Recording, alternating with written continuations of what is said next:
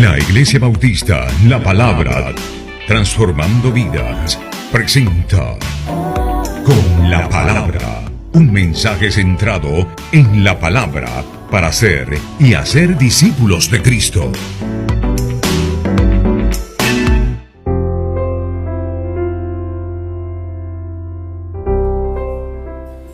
Me imagino que a todos nosotros alguna vez, en algún momento nos ha pasado que estamos escuchando a alguien hablar y estamos entendiendo exactamente lo opuesto a lo que esa persona está enseñando, porque lo que esa persona nos está diciendo, nosotros lo entendemos de una manera y al explicarnos esa persona algo que nos está explicando, nosotros entendemos contrario a lo que él está explicando, porque nosotros lo entendemos de otra manera.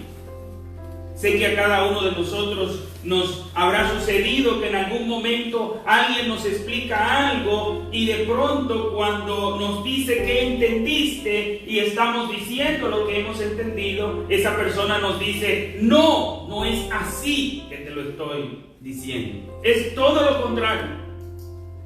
Pues precisamente la multitud en la montaña, en el sermón del monte, estaba entendiendo algo totalmente diferente a lo que Jesús quería enseñar a través de las enseñanzas que él estaba dando. Quiero invitarle a que vayamos a nuestras Biblias en el Evangelio según Mateo, en el capítulo 5. Vamos a leer los versículos 17 al 20. Como ustedes recordarán, mis hermanos, estamos predicando una serie de mensajes basados en el Sermón del Monte, el Sermón de la Montaña. Esa prédica que Jesucristo le dio a la multitud que había subido al monte. Y estamos precisamente a la altura del versículo 17 de ese capítulo 5. Y dice así la palabra del Señor, versículos 17 al 20. No penséis que he venido para abrogar la ley o los profetas.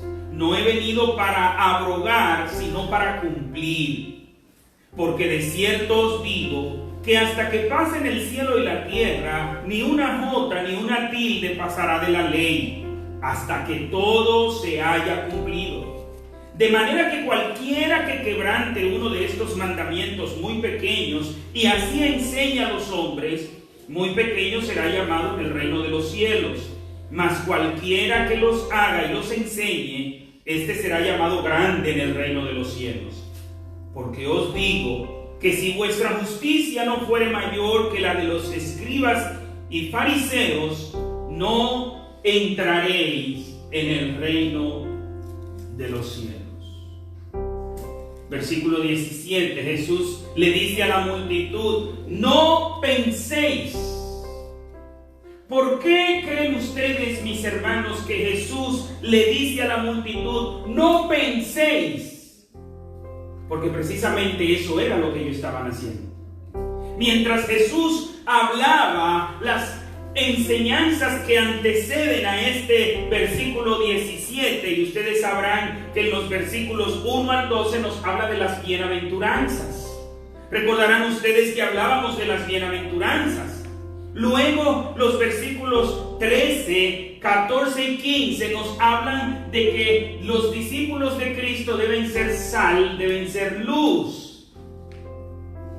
Cuando Jesucristo le habla a aquella multitud de las bienaventuranzas, hemos dicho en más de una ocasión, las personas que están allí están escuchando algo totalmente contrario a lo que ellos habían escuchado antes.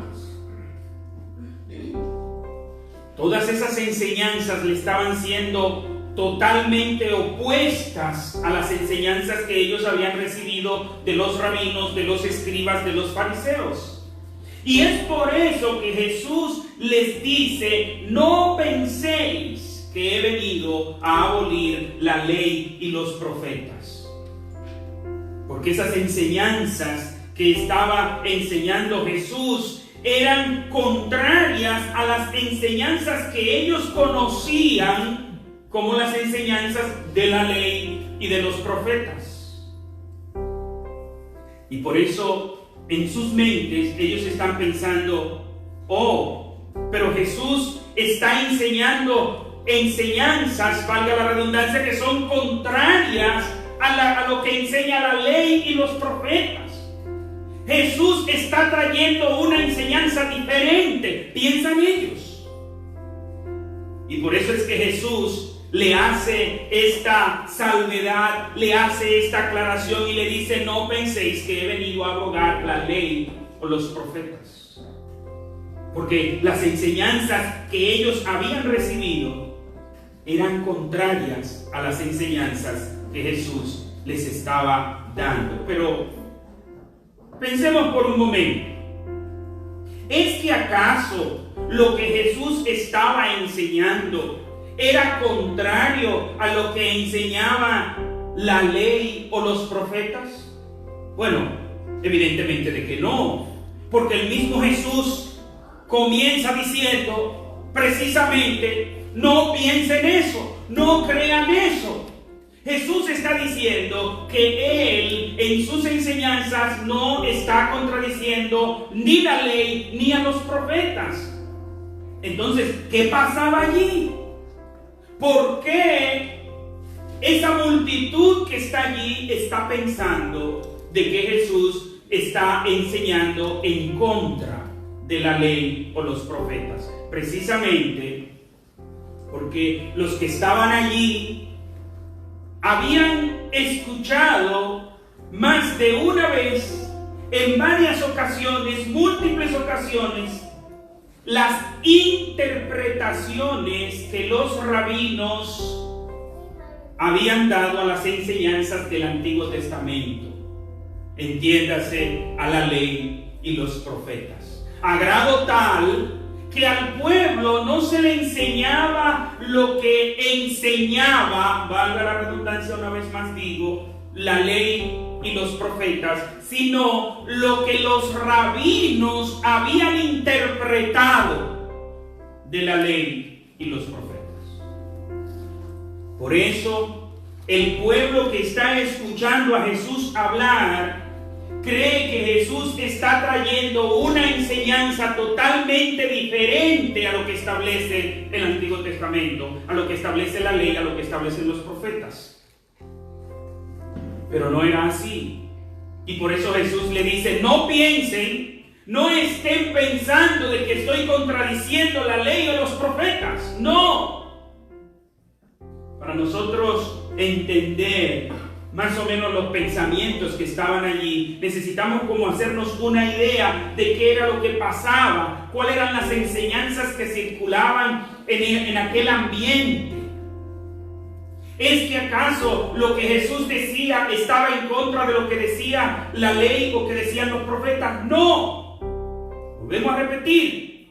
Pero lo que Jesús decía estaba en contra de las enseñanzas que los rabinos habían transmitido, de sus interpretaciones precisamente de la ley y los profetas. Entonces, aunque Jesús no está contradiciendo la ley o los profetas, sí está contradiciendo las interpretaciones que los rabinos dieron y que era transmitida a través de los escribas y de los fariseos. Para las personas que estaban allí, esas interpretaciones era lo que ellos sabían, como sucede en muchas ocasiones. Por ejemplo, quisiera invitarle a que nosotros analicemos el caso de la primera de las bienaventuranzas. Desde que Jesús comenzó hablando en el Sermón del Monte, está diciendo algo que es totalmente contrario a lo que ellos habían escuchado anteriormente. ¿Y cuál es la primera bienaventuranza? Bienaventurados los pobres en espíritu. Bienaventurados los pobres en espíritu. Yo me imagino los que estaban allí cuando escucharon ¿Los qué? ¿Cómo los pobres en espíritu? ¿Cómo ¿Cómo que ellos son bienaventurados?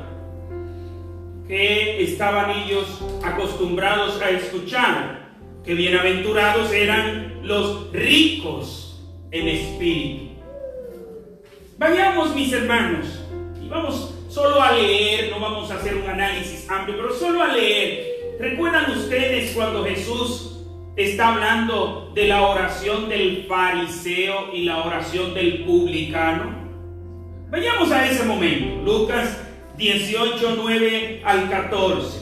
Dice: a unos que confiaban en sí mismos como justos, fíjense qué interesante, ¿en quiénes confiaban ellos? En sí mismos. No dice que confiaban en Dios. Ellos confiaban en sí mismos, se consideraban a sí mismos justos y menospreciaban a los otros. Dijo también esta parábola: dos hombres subieron al templo a orar. Uno era fariseo. Y es importante que nosotros entendamos qué quiere decir fariseo. Para nosotros hoy en día un fariseo es sinónimo de una persona hipócrita. Un fariseo es sinónimo de un religioso hipócrita, de uno que dice lo que hay que hacer pero no lo hace. Pero en los tiempos de Jesús, ¿quiénes eran los fariseos? Los fariseos se consideraban a sí mismos y eran considerados por el pueblo como las personas que mejor cumplían la ley de Dios. Es decir, llamar fariseo a un judío en los tiempos de Jesús era sinónimo de decir que era una persona religiosamente correcta. Era la persona que más se apegaban a la ley de Dios.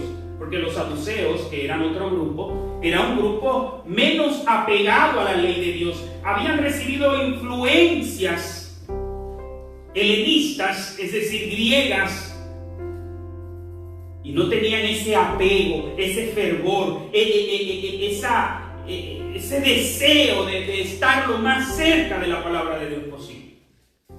Los fariseos y los escribas, porque los escribas eran la versión judía de ese entonces de lo que nosotros pudiéramos llamar los eruditos de hoy en día. Es decir, los escribas eran las personas que más sabían de las escrituras. Eran las personas que tenían un conocimiento vasto, amplio de las escrituras. Y los fariseos, imagínense usted cuando se combinaba los escribas que eran fariseos, no solo tenían un conocimiento vasto, sino que llevaban una vida muy apegada. Eso era lo que ellos creían. Y eso era lo que el pueblo creía también. A grado tal que lo que enseñaban los escribas y los fariseos era tenido como palabra de Dios, como lo que Dios quiere, como lo que Dios enseña. ¿Y qué nos dice aquí? Que iba un fariseo y otro que era publicano. Los publicanos, y lo estoy diciendo a manera de repaso, porque ya de eso hemos hablado aquí, los publicanos eran tenidos como los impíos más impíos de todos los impíos. Si usted quería buscar el calificativo más denigrante en lo espiritual para una persona, usted le decía publicano. Y ustedes recordarán cuando predicamos el sermón del llamamiento de Leví, donde detallábamos todo lo que representaba ser publicano. Publicano era considerado como una persona que por amor al dinero era capaz de vender su patria, de vender su religión, de vender su relación con Dios y hacer un pacto con el diablo. ¿Entendido? Estos dos personajes van a orar, el fariseo y el publicano. Y sigue diciendo Jesús, versículo 11, el fariseo, puesto en pie, oraba consigo mismo, no con Dios, Dios consigo mismo de esta manera: Dios, te doy gracias porque no soy como los otros hombres, que son ladrones, injustos, adúlteros, ni aún como este publicano que está aquí. Es decir, él era bueno. Era tan bueno, versículo 12, ayuno 2 veces a la semana. Eso quiere decir, ayunaba 104 veces en el año, cuando Dios había establecido un ayuno en el año. Mire lo bueno que era. Él se pasaba de bueno y sigue diciendo: diezmo de todo lo que gano. Y ese diezmo significa un apego estricto a la ley, según él. Versículo 13. Pero el publicano, estando lejos, no quería ni alzar los ojos al cielo, sino que se golpeaba el pecho diciendo: Dios, sé propicio a mí, que soy pecador. Y dice Jesús: os digo que refiriéndose al publicano, descendió a su casa justificado antes que el otro, porque cualquiera que se enaltece será humillado, y el que se humilla será enaltecido. ¿Qué quiere decir esto, mis hermanos? Para los fariseos, para la enseñanza judía de ese entonces, ¿quiénes eran los bienaventurados? Los pobres en espíritu, como aquel publicano que no podía decir nada, solo decir: ten piedad de mí, que soy pecador. O los ricos en espíritu, como era el caso de aquel fariseo que decía: yo no soy malo como las otras personas, yo soy bueno porque yo no soy ladrón, yo no soy injusto. Eso quiere decir que él era justo, no soy adúltero, bla, bla, bla, bla. Él no es malo, él es bueno. Y comienza a decir todas las cosas que lo hacen tan bueno a él. Los fariseos se consideraban tan buenos que un salvador necesitaban las otras personas, pero ellos no, porque ellos eran buenos. Los fariseos se consideraban la versión insuperable de bonomía, es decir, ellos eran lo mejor de lo mejor. ¿Y qué creía el pueblo? Eso mismo. Y ahora Jesús está enseñando. Yo me imagino que cuando Jesús comienza a decir bienaventurados, el pueblo está esperando que Jesús diga los ¿qué? ¿Publicanos? No, los fariseos. Pero Jesús dice bienaventurados los pobres en espíritu. ¿Fue chocante aquella enseñanza? Claro. Ellos no estaban acostumbrados a recibir ese tipo de enseñanza de bienaventurados los pobres en espíritu. Bienaventurados para ellos eran los ricos en espíritu, representados en este fariseo que acabamos de leer. Pero otro ejemplo. Dentro de las bienaventuranzas, Jesús también dice: bienaventurados los misericordiosos. Pero no era lo que se le había enseñado a los judíos de los tiempos de Jesús. A los judíos de los tiempos de Jesús, y de eso solo voy a leer un versículo porque está en la misma ruta de donde nosotros vamos a llegar dentro de poco. Mateo 5:43. Jesús dice: oísteis que fue dicho, amarás a tu prójimo y odiarás a tu enemigo. ¿Y qué dice Jesús? Bienaventurados los misericordiosos. Dichosos los misericordiosos. ¿Quiénes están bien? Los misericordiosos. Pero eso no era lo que le habían enseñado a los judíos en los tiempos de Jesús. Las enseñanzas rabínicas decían: sí, el Señor dice que amarás a tu prójimo como a ti mismo. Pero ¿recuerdan ustedes aquella pregunta que le hacen a Jesús? ¿Quién es mi prójimo? ¿Usted cree que será una pregunta del mundo ahí que se le ocurrió a ese hombre? No.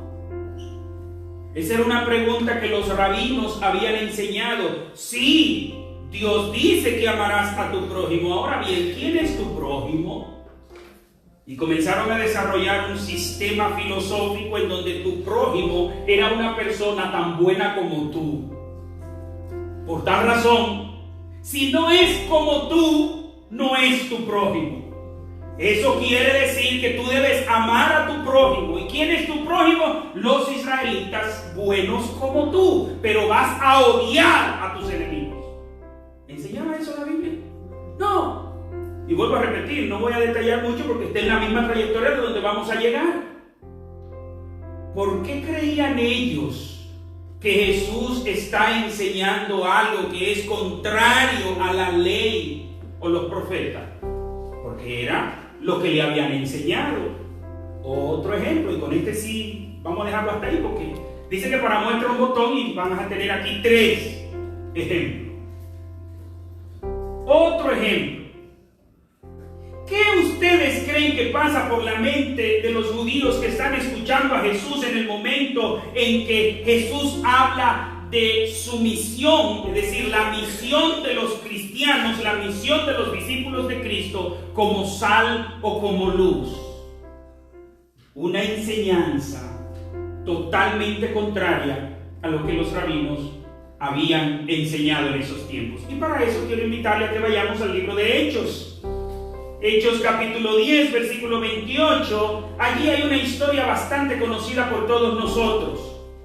Es la historia donde un ángel se le aparece a Cornelio. Cornelio, un centurión romano, un hombre piadoso, un hombre bueno, hacía obras de piedad, hacía obra de caridad, oraba mucho, etcétera, etcétera.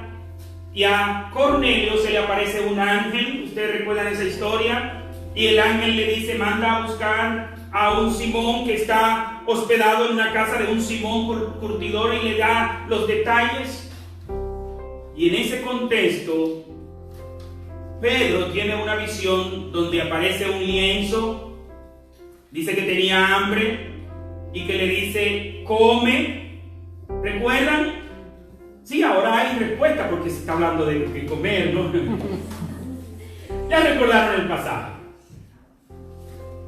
Para mí es sumamente interesante cuando Pedro llega a la casa y el saludo que da es el siguiente, el que está en el versículo 28. Y les dijo, vosotros sabéis cuán abominable es para un judío juntarse o acercarse a un extranjero.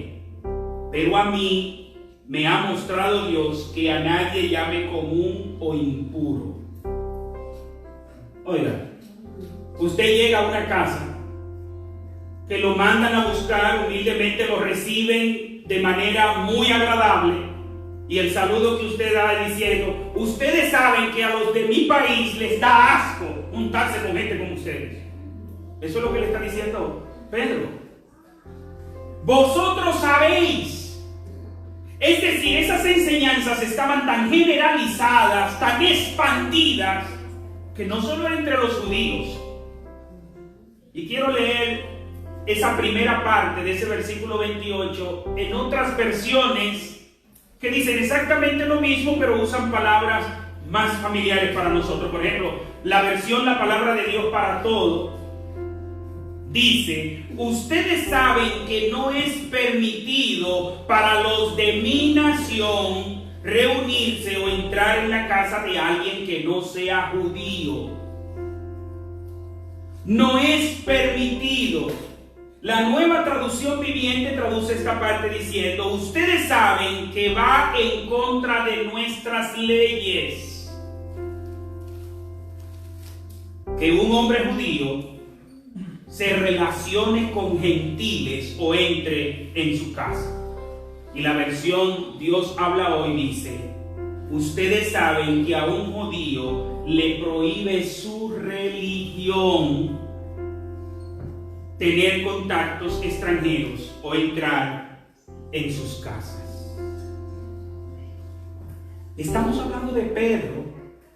Pedro ya había escuchado el Sermón del Monte. Pedro se había relacionado con Jesús y había visto que los milagros de Jesús habían tocado a algunos gentiles. Dios había tratado con Pedro en la casa de Simón, cuando se le aparece el lienzo y le dice que no llame impuro, pero él todavía da la advertencia y dice, ustedes saben. ¿Por qué? Porque esas enseñanzas estaban expandidas. Ustedes saben que a un judío le prohíben su religión, le prohíben sus leyes. Para ellos culturalmente es abominable. Algo que es abominable es algo que usted es repulsivo para usted.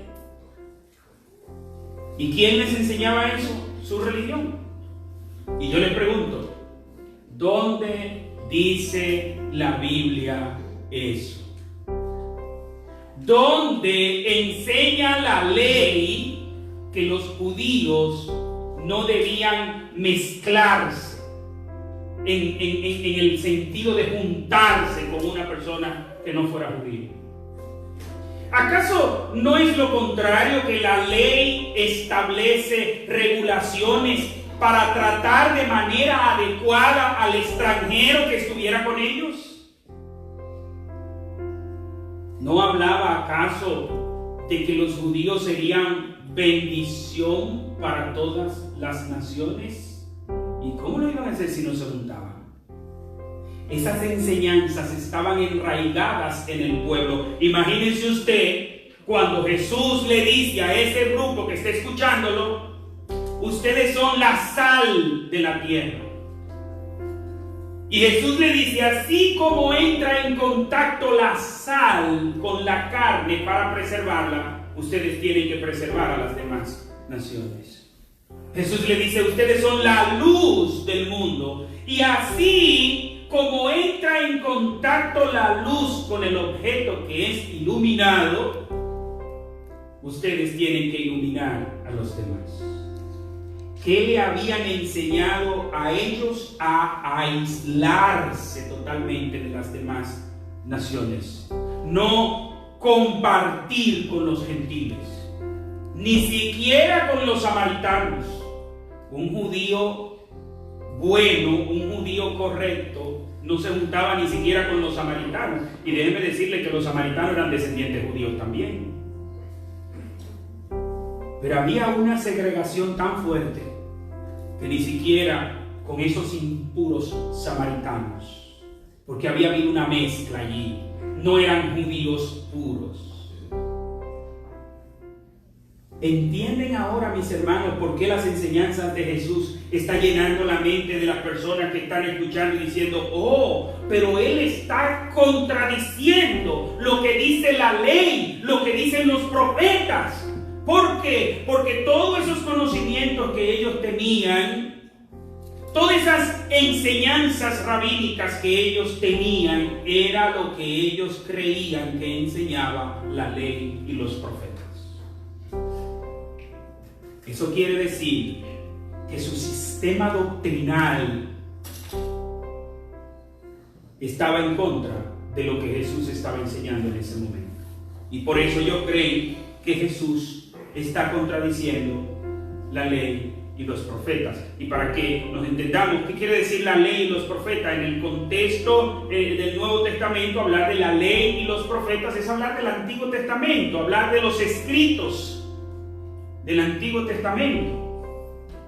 Por eso nosotros podemos usar esa expresión, lo que decía el Antiguo Testamento.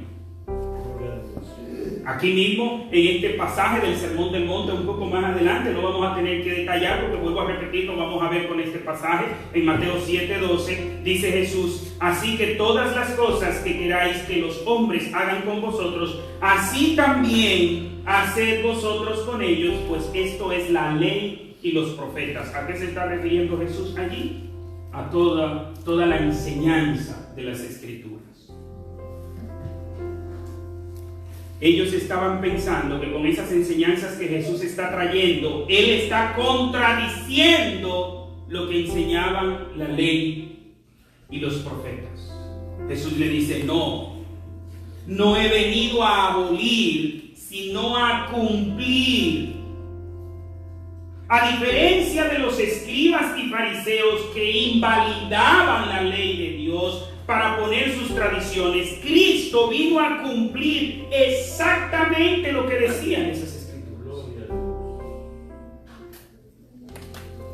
Los escribas, los fariseos, los rabinos, ellos sí habían invalidado la ley de Dios, habían quitado la ley de Dios para poner sus propias tradiciones. Es lo que Jesús enseña en Marcos 7, versículos 1 al 13. ¿Qué dice? Solo lo vamos a leer. Se acercaron a Jesús los fariseos y algunos de los escribas que habían venido de Jerusalén. Estos, viendo a algunos de los discípulos de Jesús comer pan con manos impuras, no con manos sucias, con manos impuras. Y no hay que explicarlo porque el mismo contexto lo explica. Esto es, no lavadas.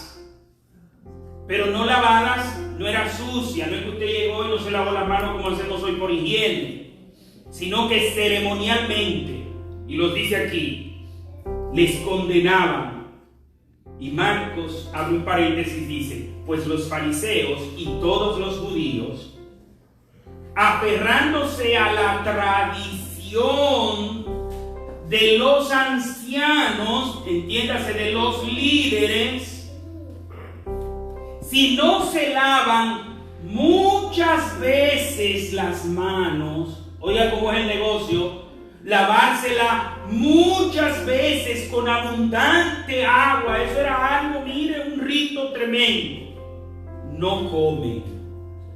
Y sigue diciendo, y cuando regresan de la plaza, después que van a hacer las compras, si no se lavan, ¿cómo? Ya usted escuchó el contexto, tampoco comen. Y dice ese versículo, y otras muchas cosas hay que se aferran en guardar. Muchas otras cosas como cuáles, como la que acaba de describir, porque no se va a poner a dar detalle por detalle. Cuando nosotros vamos a un libro de esas enseñanzas y tradiciones judías, nos vamos a topar con una inmensidad de tradiciones. Y sigue diciendo, y otras, sigo en el versículo 4, otras muchas cosas hay que se aferran en guardar, como los lavamientos de los vasos de beber, de los jarros, de los utensilios de metal y de las camas. Usted pensará, oh, pero eso está correcto lavarlo. Sí, para asuntos de higiene, sí. Pero ellos estaban hablando para purificación espiritual. Usted quiere purificarse espiritualmente, lávese bien las manos, es lo que le estaba diciendo. Y todos esos rituales, el fin que perseguían era la purificación del alma. Entonces todo el que llevaba esos rituales, no importa quién fuera, era considerado puro para ellos. Era considerado santo. Versículo 5. Le preguntaron pues los fariseos y los escribas, ¿por qué tus discípulos no andan conforme a la tradición de los ancianos, sino que comen pan con manos impuras? Respondiendo él les dijo, hipócritas, bien profetizó de vosotros Isaías, como está escrito, este pueblo de labios me honra, mas su corazón está lejos de mí, pues en vano me honran, enseñando como doctrinas mandamientos de hombre. Porque dejando el mandamiento de Dios, os aferráis a la tradición de los hombres, los lavamientos de los jarros y de los vasos de beber, y hacéis otras muchas cosas semejantes. Jesús le está diciendo a los fariseos, ustedes echan a un lado el mandamiento de Dios para seguir sus tradiciones. Y les da un ejemplo. Les decía también, bien invalidáis el mandamiento de Dios para guardar vuestra tradición, porque Moisés dijo, honra a tu padre y a tu madre, y el que maldiga al padre o a la madre, muera irremisiblemente. Pero vosotros decís, basta que diga un hombre al padre o a la madre, es corbán, que quiere decir mi ofrenda a Dios, todo aquello con que pudiera ayudarte. y no lo dejáis hacer más por su padre o por su madre, invalidando la palabra de Dios con vuestra tradición que habéis transmitido, y muchas cosas hacéis semejantes a estas. En este capítulo 7 de Marcos, ¿qué es lo que está diciendo? Lo repite en varias ocasiones, y muchas cosas semejantes como estas hacéis, y muchas otras cosas hacéis. Las tradiciones estaban por encima de lo que Dios enseñaba. Y mire el ejemplo que da Jesús aquí. Dios dice, honra a tu padre y a tu madre, y ellos en sus enseñanzas dicen, no, pero espérate, basta que tú digas, es mi ofrenda para Dios con todo lo que yo pudiera ayudarte, y ya con eso tú te libras de tener que darle sustento a tu papá y a tu mamá. No quiero detallar este punto porque vamos a llegar ahí, pero no le puedo pasar por encima tampoco.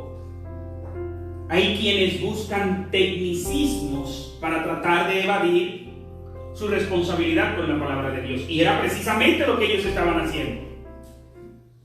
Ellos le decían, no, pero mira, eso que tú le vas a dar a tus padres, dalo de ofrenda en la iglesia, y ya con eso tú te libraste. Me imagino a Dios allá diciendo, no es eso lo que yo estoy enseñando. Tú debes honrar a tu padre y a tu madre, y debes también honrar al Padre Celestial con las ofrendas. ¿Y qué era lo que ellos habían hecho con eso?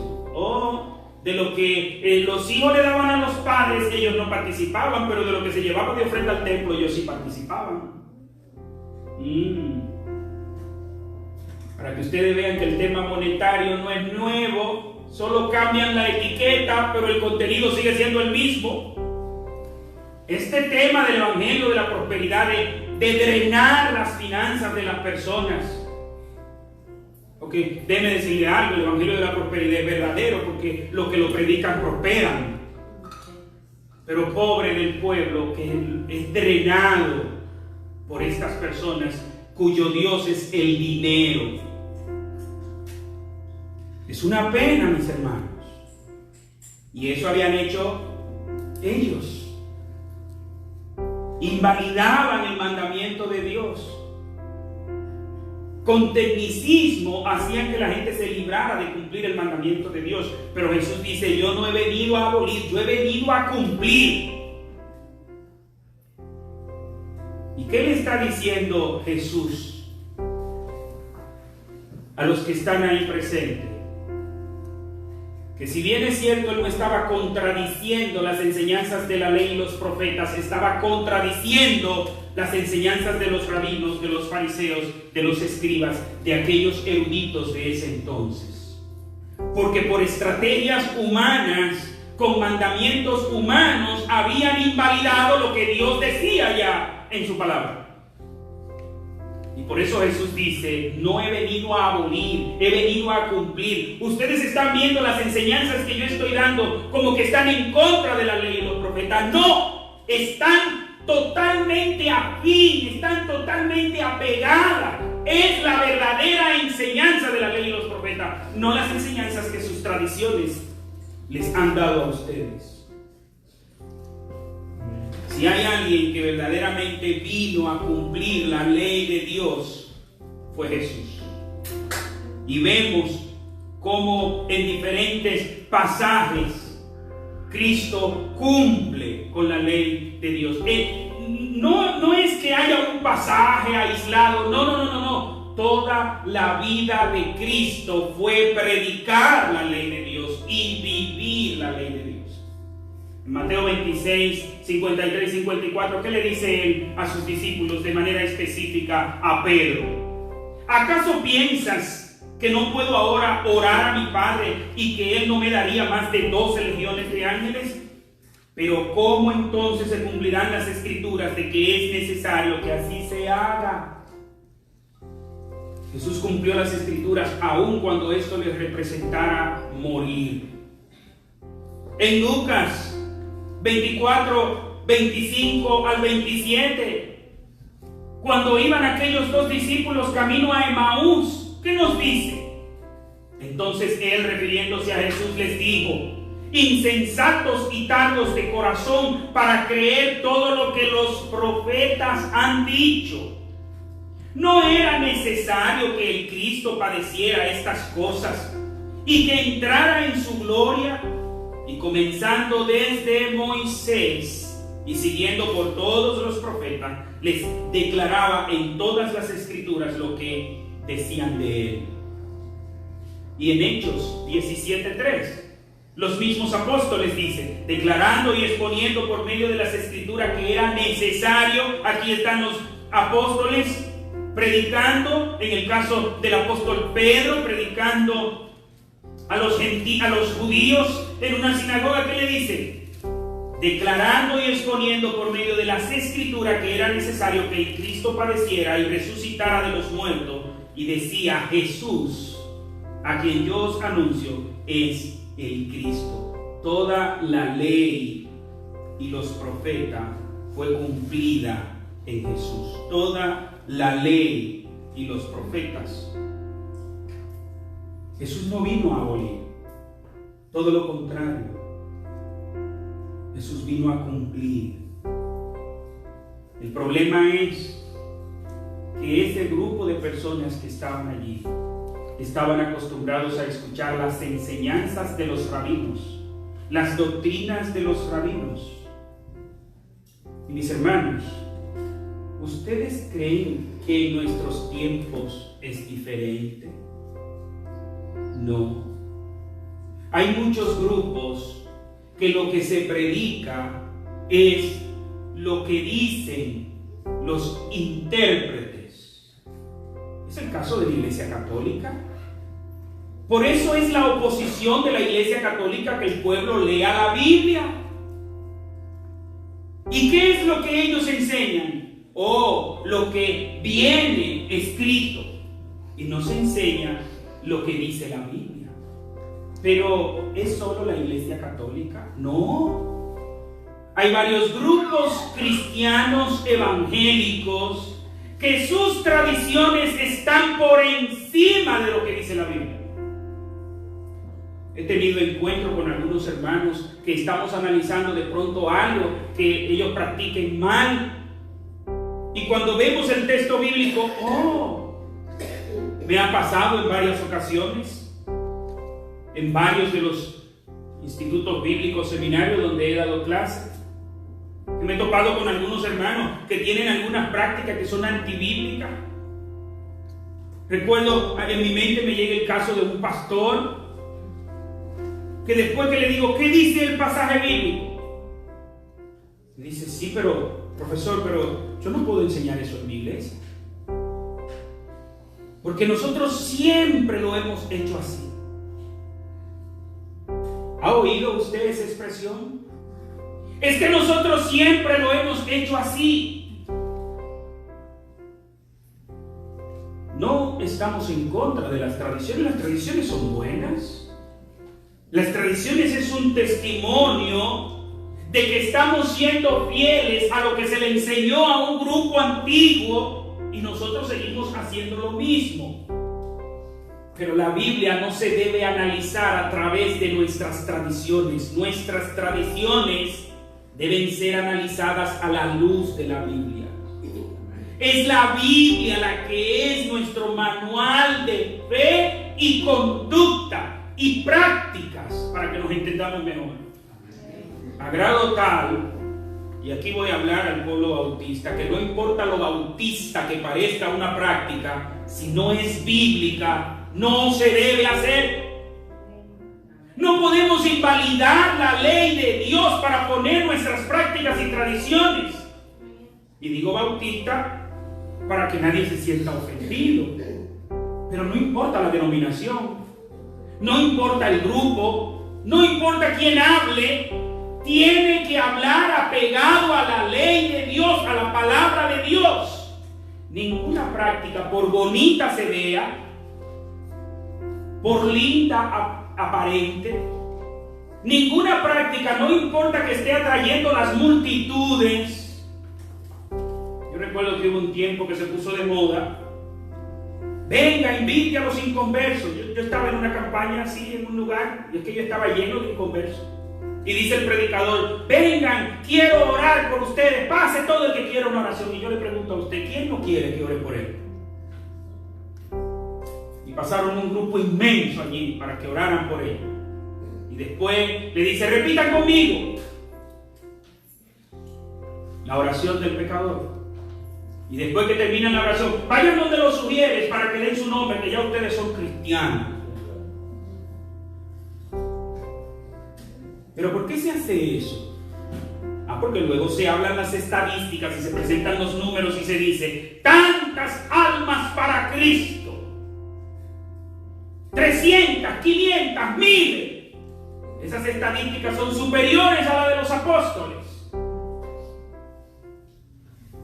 Pero ese es el método bíblico. No habla el método bíblico de arrepentidos y convertidos. No dice ven y con una estrategia atraer a las personas. ¿Y qué si hablamos de muchas cosas que se hacen supuestamente para adorar a Dios?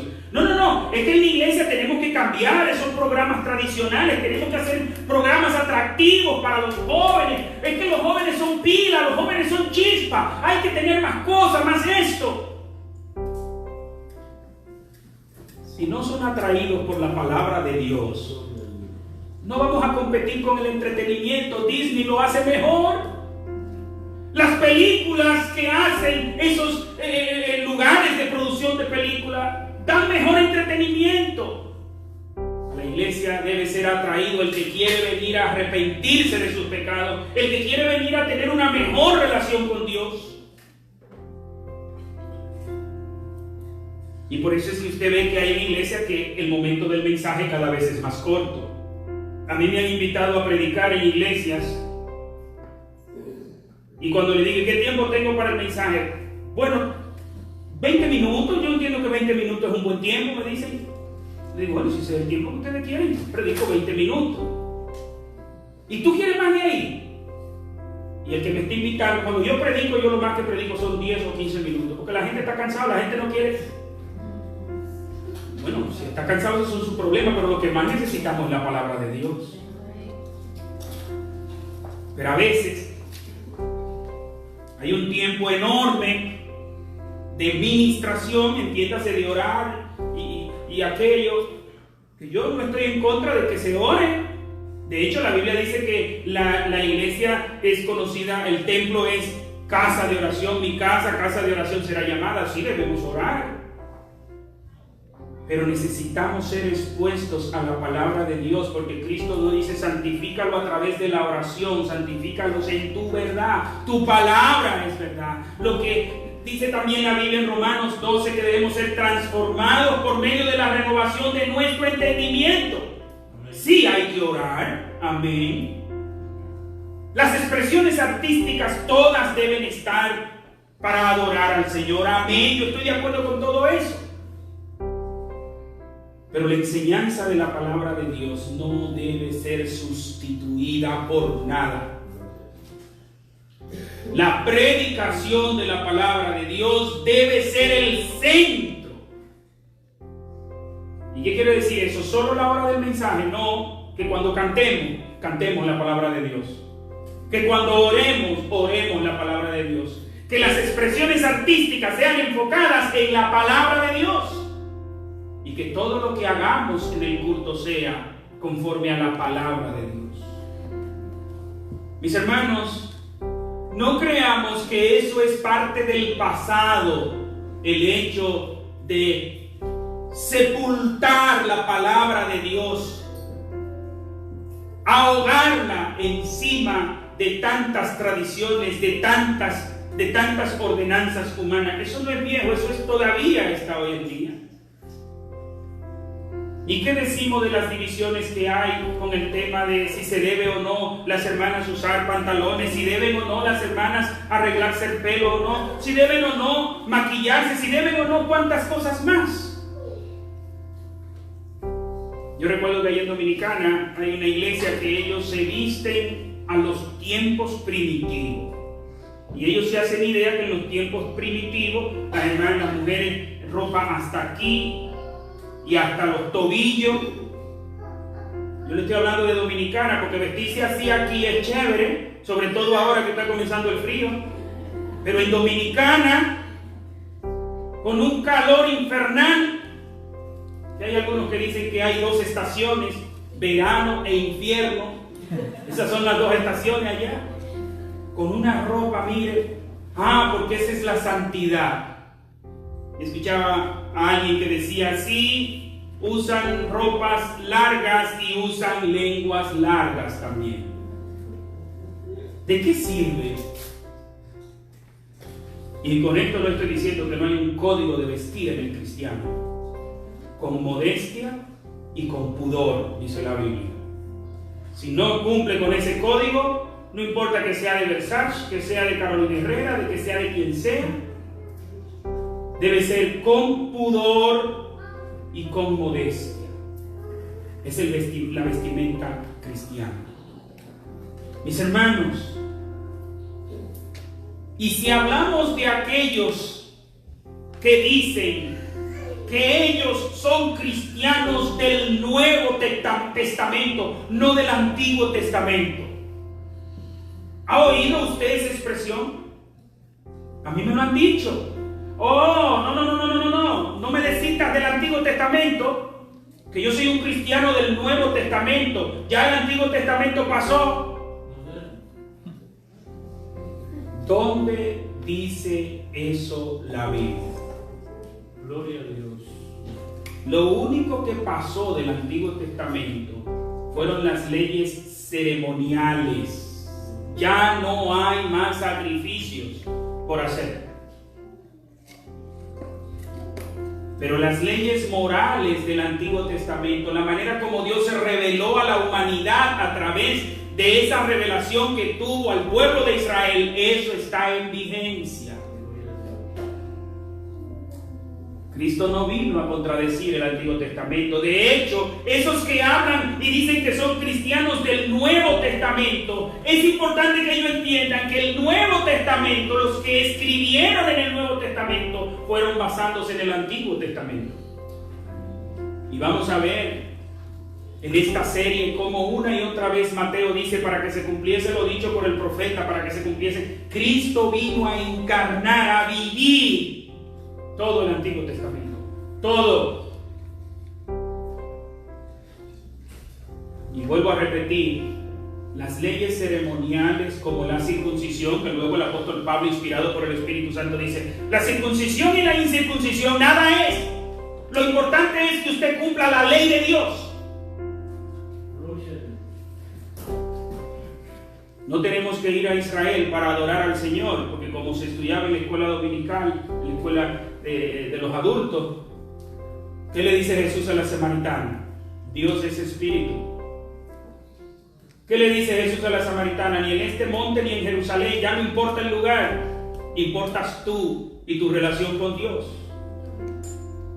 Por eso, mis hermanos, debemos ser cuidadosos de que todo lo que nosotros enseñemos, lo enseñemos a la luz de la Biblia.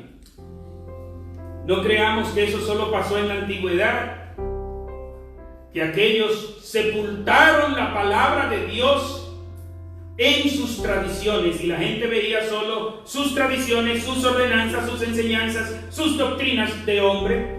Hoy en día pasa igual. Y a nosotros nos puede pasar lo mismo si no nos mantenemos apegados a la palabra de Dios. ¿Qué dice nuestra visión como iglesia? Queremos ser una iglesia centrada en la Biblia. ¿Y qué quiere decir eso? Que todo lo que hagamos, lo hagamos a la luz de la Biblia. No porque otro grupo lo haga. A veces hay hermanos que se me acercan, pastor, nosotros deberíamos hacer como hacen en tal iglesia. ¿Y qué hacen ellos? O hacen esto. Ok. ¿Dónde tú lo encuentras en la Biblia? Y con esto yo no estoy diciendo que nos creamos, nosotros no vamos a hacer nada de lo que hacen los demás. No. Nosotros podemos ver cómo Dios usa a otros y decir, pero mira, déjame ver el principio bíblico que hay detrás de esta práctica. Oh sí, mire el principio bíblico que hay y vivirlo. Pero no comencemos a hacer las cosas simple y llanamente porque otros la hacen. Tampoco sigamos haciendo las cosas simple y llanamente porque siempre lo hemos hecho así. Eso no es una respuesta bíblica. Eso no es una respuesta bautista. Eso no es una respuesta reformada. Uno de los eslogans de los reformadores es que la iglesia reformada permanece continuamente siendo reformada. ¿Qué es reformada? Re es volver forma a la forma original. Tenemos que mantenernos constantemente viendo lo que dice Dios en su palabra para no ser sepultados en las tradiciones. Pero también debemos saber que el Antiguo Testamento, no en lo ceremonial, pero sí en lo moral, está vigente. Esas formas de cómo Dios se reveló a su pueblo está vigente. Y de hecho, vamos a ver más adelante que la visión que Cristo entrega al cristiano es más amplia. No como lo habían interpretado los rabinos, es más amplia. Usted era condenado por haber matado a su hermano. ¿Cuándo? Cuando usted lo mataba. Pero Jesús dice: el que le habla mal a su hermano, el que le dice racá a su hermano, eso es un insulto en los tiempos bíblicos. Es digno de la condenación eterna. Es decir, hasta nuestra forma de hablar tenemos que cuidarla. No solo herir con un golpe, sino también con nuestra forma de hablar. Debemos ser cuidadosos para que no nos pase como le pasó a aquellos que al escuchar las enseñanzas de Jesús pensaban que era en contra de la ley y los profetas, que era en contra de la palabra de Dios, pero era porque estaban solo atentos de sus tradiciones. Dios nos libre, mis hermanos. Oremos. Padre, gracias, Señor, por tu palabra. Gracias, Señor, por tu palabra encarnada, que es Cristo. Gracias, Señor. Con la palabra, un mensaje centrado en la palabra para ser y hacer discípulos de Cristo.